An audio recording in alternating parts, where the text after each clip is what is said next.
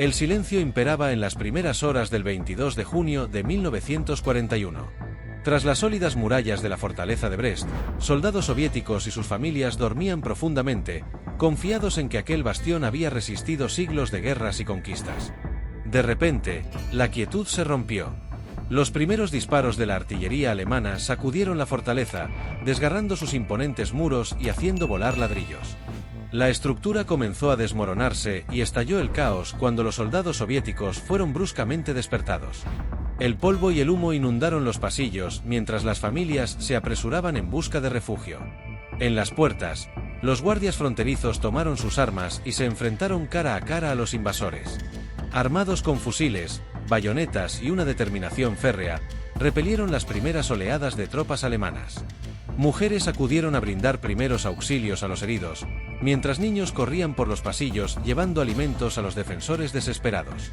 Para los soldados de la fortaleza de Brest no existía la opción de retroceder ni de recibir refuerzos. Estaban preparados para que la imparable Blitzkrieg de Hitler probase el sabor de la resistencia soviética. En los primeros años de la Segunda Guerra Mundial, Alemania desató un nuevo tipo de guerra que dejó a Europa tambaleándose. La Blitzkrieg nazi, o guerra relámpago, fue una demostración sin precedentes de destrucción mecanizada. En cuestión de meses, las fuerzas de Adolf Hitler derribaron nación tras nación con una eficiencia despiadada, barriendo Francia, los países nórdicos y Europa del Este en una campaña que parecía imparable. En el centro de esta devastación se encontraba Polonia, la primera víctima de las insaciables ambiciones de Hitler, una nación aplastada por el peso de una alianza secreta entre Alemania y la Unión Soviética. Apenas días antes de la invasión, ambas potencias firmaron el Pacto de No Agresión Molotov-Ribbentrop, un acuerdo con un protocolo oculto cuyo objetivo era dividir Europa del Este en zonas de conquista. Ese pacto selló el destino de Polonia. Alemania se adjudicaría sus territorios occidentales, mientras que los soviéticos reclamarían el oriente. El 1 de septiembre de 1939, Alemania desató toda su fuerza, iniciando una invasión infernal bajo el falso pretexto de agresión polaca. La Blitzkrieg llegó como un torpedo. Columnas de tanques atravesaron las defensas polacas, mientras oleadas implacables de bombarderos de la Luftwaffe oscurecían el cielo, reduciendo pueblos y ciudades a escombros.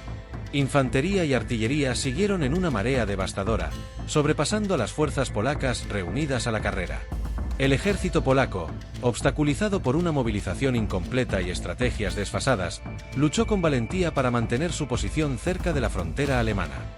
Surgió una feroz resistencia en lugares como Westerplatte, donde defensores polacos, en inferioridad numérica, resistieron el bombardeo alemán. Sin embargo, a pesar de su valor, no pudieron igualar el inquebrantable ímpetu de los alemanes. Forzadas a retirarse, las fuerzas polacas se reagruparon en el sureste, preparándose para erigir una cabeza de puente rumana.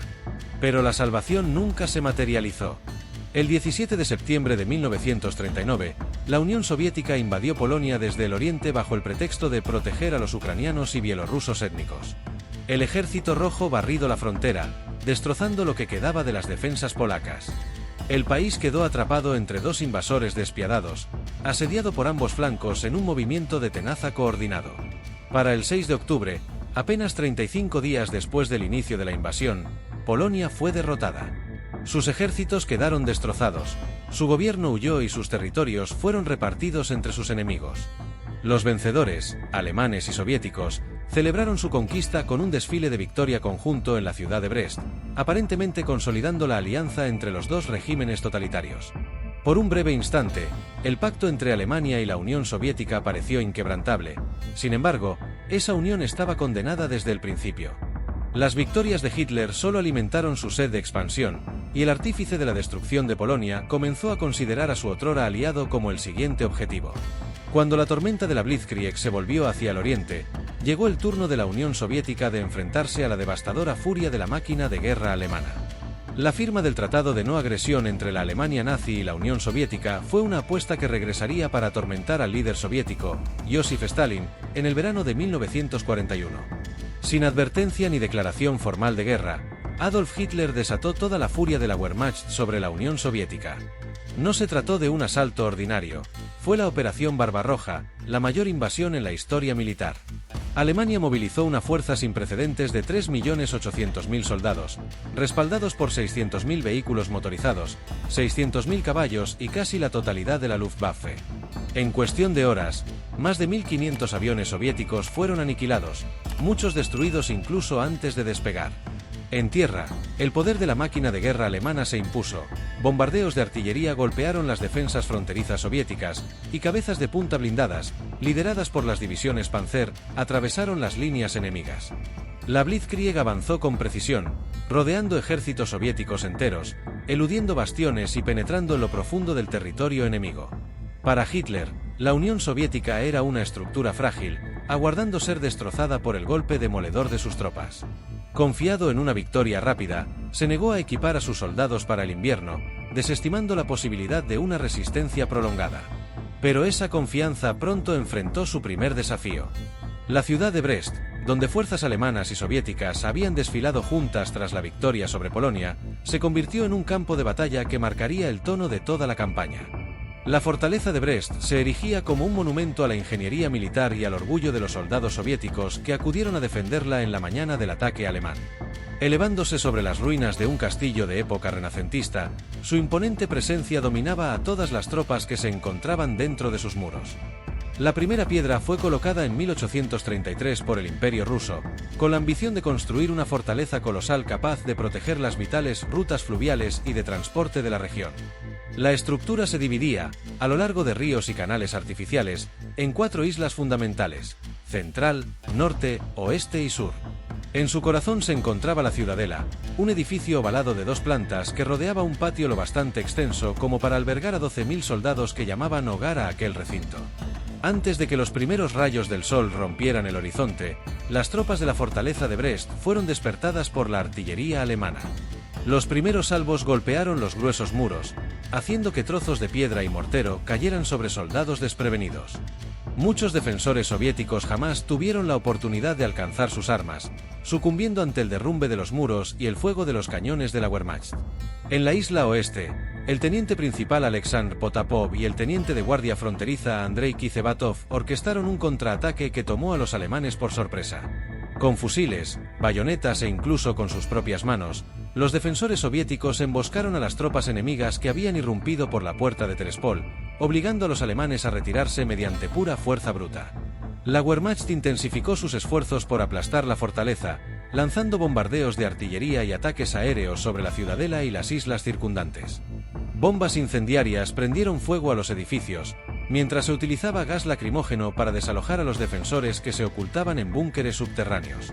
Cortados de refuerzos y suministros, los soviéticos enviaban desesperadas llamadas de auxilio por radio, sin saber que toda la región enfrentaba el mismo asalto implacable. A pesar del aislamiento, el mayor Piotr Gavrilov, comandante del 44 Regimiento de Fusileros, se negó a rendirse. Reunió a los sobrevivientes dispersos en la isla del norte, organizándolos en pequeñas unidades móviles de combate. Sus hombres reutilizaron cañones antiaéreos para fuego directo, manteniendo sus posiciones frente a los ataques alemanes. Su determinación se convirtió en la piedra angular de la resistencia de la fortaleza. No obstante, la defensa soviética no pudo resistir indefinidamente la embestida alemana. Para el 28 de junio, las fuerzas alemanas habían reducido la mayoría de los bastiones de la fortaleza a escombros. Bombardeos de artillería y ataques aéreos a bordo de aeronaves yankees Ju-88 propinaron golpes críticos. La fortaleza de Brest cayó a finales de ese mes, aunque los últimos actos de resistencia se extendieron hasta fines de julio, con los remanentes defensivos aferrándose a la esperanza de la resistencia soviética. El 23 de julio, el mayor Gavrilov, quien había evadido la captura durante semanas, fue hallado demacrado y al borde de la muerte, manteniendo su promesa de luchar hasta el final. Capturado, sufrió 4 años de cautiverio en manos alemanas hasta ser liberado por las fuerzas aliadas en mayo de 1945. Tras días de bombardeos, los otrora impenetrables muros de la fortaleza de Brest yacían destrozados, con su interior reducido a ruinas humeantes. Entre los miles de defensores del Ejército Rojo que se enfrentaron a la marea de invasores alemanes, solo una pequeña fracción sobrevivió. Sin embargo, a pesar de su caída, la fortaleza se convirtió en un símbolo de la resiliencia soviética. Frente a probabilidades abrumadoras, la negativa de sus defensores a rendirse retrasó el avance alemán y desmintió la ilusión de una marcha sin esfuerzo hacia el oriente. El mensaje que se le envió a Hitler era claro: los soviéticos no se quebrantarían tan fácilmente. Mientras las fuerzas alemanas recorrían las ruinas de la fortaleza, fueron testigos del último aliento de la resistencia soviética. En ladrillos carbonizados aún se pueden leer mensajes que decían: «Estoy muriendo, pero no me rindo. Adiós, patria». Inicialmente, la magnitud de la invasión alemana y la rápida sucesión de batallas durante los primeros años del conflicto dejaron poco espacio para recordar el heroísmo de los soldados y civiles de Brest. Sin embargo, tras la guerra, historiadores y escritores soviéticos comenzaron a desvelar la historia de los defensores de la fortaleza. En 1965, la fortaleza de Brest fue declarada oficialmente Fortaleza Heroica, uno de los más altos honores de la Unión Soviética. Hoy, el sitio se erige como un monumento a la valentía de aquellos que hicieron el sacrificio supremo para defender su patria. Los grafitis que dejaron los defensores aún se leen en sus muros, prueba irrefutable de que, al final, la resistencia soviética prevaleció.